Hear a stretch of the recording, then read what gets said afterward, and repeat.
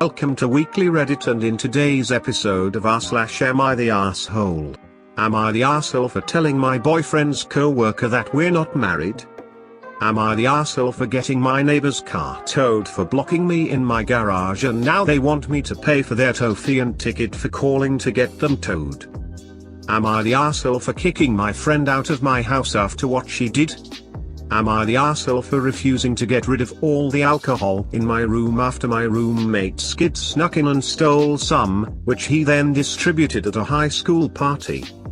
Am I the asshole for not letting my in-laws into our home because that's what brother-in-law wanted? Am I the asshole for telling my boyfriend's co-worker that we're not married? I've been with boyfriend for about 5 years. We live together. He does not want to get married, which I'm fine with now, but it was a point of contention early on in our relationship. Boyfriend was talking to co-worker on Zoom when I brought him some coffee. Co-worker said something like, "So this is the lovely wife I've heard so much about." I said something like, "Thanks, but we're not married."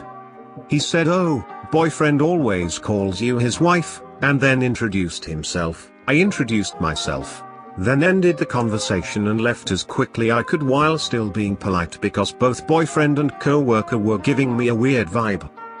A little while later, boyfriend came out of the office and asked what was that?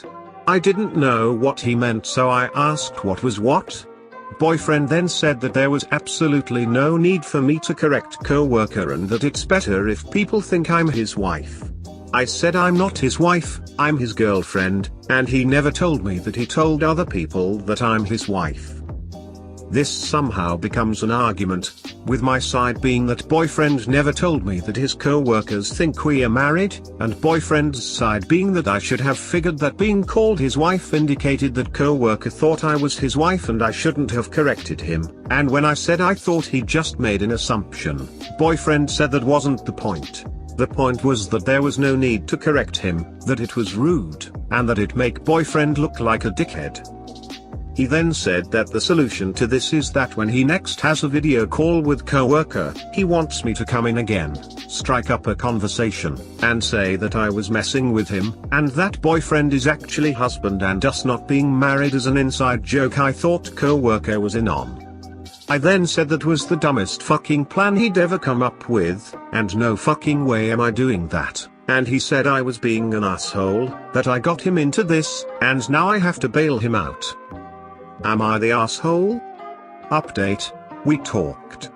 He's fucking a female co-worker. Apparently I can't leave my wife for you sounds better than I can't leave my girlfriend for you. So now he's going to have to tell people we've divorced. Am I the asshole for getting my neighbor's car towed for blocking me in my garage, and now they want me to pay for their tow fee and ticket for calling to get them towed? I recently bought a house that was vacant for a while and people were using it as parking. I moved in, now it's clear someone lives there, so people stopped parking there. Sometime last week I had to leave but couldn't because when I opened my garage door there was a car blocking it in. I don't know whose car it is and I'm not going to waste my fucking time walking around knocking on doors to figure out whose it is. Also, you could have parked in the grass or off to the side or something, I don't know. Now I found out it's someone 3 doors down because they knocked on my door demanding I pay them back because I'm the one who called to get it towed. I told they should have had their visitors park at their house and they said no, because we've always parked here. Okay, well not anymore, and I'm not paying for your shit. I kind of feel bad how much they had to pay, but I shouldn't have to take time out of my day to go figure out whose car it is because they're being dicks. Also, why park in front of the garage? Literally anywhere else would have just been annoying, but I could have gone on with my day. Am I the asshole for kicking my friend out of my house after what she did? My M36 wife passed away 2 years ago. I have an 11-year-old son named Sean. I'm doing okay with money. I have a stable income and support system. I have a friend named Kate, we've been together since we were kids. She's like a sister to me, although she tends to boss me around. She's introduced me to her female friends hoping that I'll settle down again. I told her I have other priorities and I'm required to focus on Sean and his health. He's diabetes. Kate thinks there's something wrong with me, but not everyone's circumstance is the same. I started noticing a pattern in her behavior after she introduced me to a friend of hers. She'd tell me to leave Sean at home when we hang out and meet her friends. She'd tell me to take down any pictures that have my son and wife in it because ladies will assume that I'm a single dad or still married, and that'd limit my chances in dating. I told her to knock it off. And she said that she was looking out for my social life, saying I'm ruining it and exhausting myself. I stopped talking to her for days. Then I decided to let it go. She's been insisting on bringing her friend to visit me with other friends. I agreed to have them as guests. Kate suggested I take Sean to stay with a relative since it'll be adult dinner, but I refused. He was comfortable in his home and didn't want to go. Kate was at my place before her friends arrived. I checked on Sean and told him to tell me if he needed anything before he went to sleep. At 12:30, while I was sitting and just starting to chat with Kate's friend while Kate kept blinking at me with a smirk on her face, I got a text message from Sean telling me he wanted to use the bathroom but the door handle was stuck and he couldn't open the door. I went upstairs to check. Kate followed me. I found that the door was actually locked. I was confused. I asked Sean and he said he didn't lock it. I started looking for the key. That's when Kate quietly handed it to me, saying she took it. I was stunned. I opened the door for Sean, then I asked her why she locked the door. She said that lied to her friend about me not having kids and didn't want her to see Sean. She said it was no big deal since he was sleeping, but I was furious. I started yelling at her as she kept shushing me. Everyone started leaving after I yelled at Kate and cussed her out for doing this. She blew up after her friend left and said I was an idiot cause most people don't mention kids until after months into dating. And that I didn't deserve her help to move on when she thought I was a decent, sane person. I called her stupid and told her to get out of my house. She told me to wallow in my misery and left. Then her friends kept blaming me for making a scene and treating Kate like that, especially since she cooked dinner and helped a lot. Am I the asshole for refusing to get rid of all the alcohol in my room after my roommate Skid snuck in and stole some, which he then distributed at a high school party? All of this starts 2 days ago, the day before yesterday. Schools are open in our area. I live in a 3-bedroom house. My husband and I rent one, and the other 2 are rented by a couple and their 3 kids, 5F, 9F, and 16M. We have a mini fridge in our room and use it to store things we don't want the others to have access to, like alcohol. We have a lot of alcohol. The locks on the doors are really shitty. They're just those inside doors you can open with a bobby pin, and the landlord won't let us change them. My husband and I were in the backyard, and our door was locked from the inside. Unbeknownst to us, our roommate's son, who is 16, unlocked our door and snuck inside.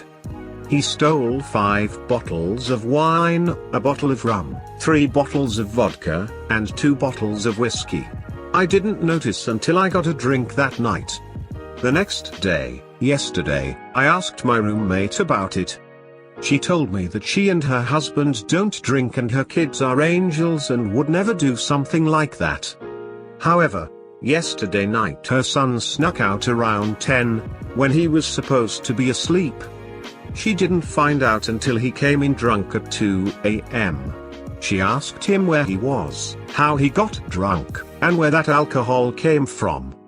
He fessed up and told her that he got it from our room when we were outside. This morning, she comes to me and tells me about what happened. I, foolishly believing that she's going to apologize, tell her that it's not a problem and teenagers do stupid things sometimes. Instead, she tells me that it's my fault for tempting him by having alcohol. She says that I need to get rid of all the alcohol in my room because her little angel is tempted to drink because of that.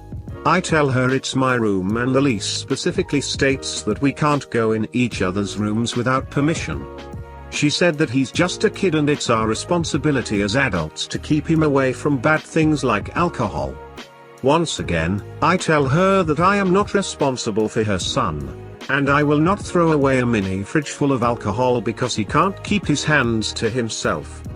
She says I'm an arsehole for having alcohol in a home where children also live and it could really harm her younger children if they get to it. They could even die if they drink enough of it. Am I the asshole? Am I the asshole for not letting my in-laws into our home because that's what brother-in-law wanted? My brother-in-law Jason is 20 and 2 years ago he was in an accident that left him paralyzed. He's bound to a wheelchair and barely has any hand mobility, so he needs help with pretty much everything. My wife's parents were hit hard by this and struggled with the pressure of taking care of him. Even though he receives benefits and compensation, in-laws couldn't handle all the doctor's appointments, physical therapy sessions, and constantly caring for him. In the end, Jason came to live with us. Her parents claimed they just needed a few weeks to take a break from caring for him. A few weeks turned into months until he stayed with us permanently. There was a lot of conflict over this. We couldn't believe they just stopped coming to see him altogether when he was already in a dark place and adjusting to these permanent life changes. We didn't speak with them for a long time. It was difficult to adjust at first, but we're glad he's here with us. Before COVID we had a care provider stay with him while we were at work, but now that we are home majority of the time we just take turns. He and I have gotten very close, so we've had many talks about his feelings. I know how hard this is for him and how much it hurt when my in-laws pulled out of his life. We haven't had any contact with them at all in over a year. Well, as it turns out, they want to see him again. My wife told me this could be the chance to finally get the family back together and to make amends. She's talked this over with Jason, but he wants nothing to do with them. He's made it clear he doesn't want to see them, but she insists it's important they all talk. Today they showed up unexpectedly when my wife was out. Jason was in the other room and apparently they arranged this meeting today with my wife but got there earlier than the agreed time. They just wanted to have a sit down with Jason, but I didn't let them set foot in the house. Honestly, my anger got the best of me and I shut the door on them when they wouldn't leave. I told Jason they were here. He didn't want to speak with them. They left after 10 minutes. When my wife got home she was furious. She knows what they did was bad, but this was the chance to make it better, and Jason doesn't know what's best for himself because he's still upset about what they did. We went back and forth on this. She said closing the door on them and refusing to let them see Jason was an asshole move, but I feel his wishes should be respected. However, she says his feelings on this are obviously clouded because of what happened, and I prevented him from reconnecting with them in order to move on from the pain. So I'm not sure, was I an arsehole here? Don't forget to subscribe so you can stay up with the best content from Reddit.